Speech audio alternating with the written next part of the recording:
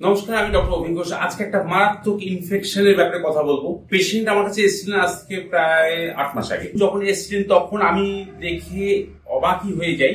এই যে আঙুলটা, এই আঙুলটা এইরকম মোটা ছিল, এইরকম মোটা, মানে এই পাশের দুটো আঙুলকে সরিয়ে এরকম করে দিয়েছিল। এবং এই যে ফুলে উঠেছিল, এটা 6 মাস ধরে ফুলেছিল। শুরুটা যদি আপনি একটু বলেন। প্রথমে ফুসকুড়ি হয়েছিল, তারপরে আস্তে আস্তে সেটা বড় হতে হতে হতে বিশাল কোন জায়গাটায় ফুসকুড়িটা হয়েছিল? এইরকম জায়গায়। আচ্ছা, এই জায়গাটায় ফুসকুড়িটা ছিল। হ্যাঁ, ওটা আস্তে আস্তে বড় হতে লাগলো। তারপরে ওটা ওর ভিতরে যেরকম কাঁটা ফুটে গেলে খোঁচা ফুটে, ওর ভিতর যন্ত্রণা হয়, জ্বালা করে, আস্তে আস্তে বড় হচ্ছে, ওইগুলো হচ্ছে। ব্যথা কিরকম ছিল?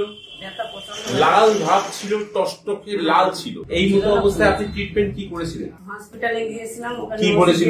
বলে কাটতে হবে, 1 সপ্তাহ পরে যেতে বলেছিল। আমার বাড়ির লোক বললে কেটে আঙুল কাটলে তো এখন বসে থাকতে হবে, কাজের হাত, কাটা যাবে। আমরা ওষুধ দিই, আমরা ওষুধ দেওয়ার কতদিনের মধ্যে কি রেজাল্ট পাওয়া লাগলো? 6 মাস ধরে যেটা ফুলে আছে, ওর ভিতরে পাস ফর্মেশন হয়ে টাইট হয়ে লাল হয়ে বসেছিল। বলুন, ওই 1 মাসের মধ্যে সেরে গেল।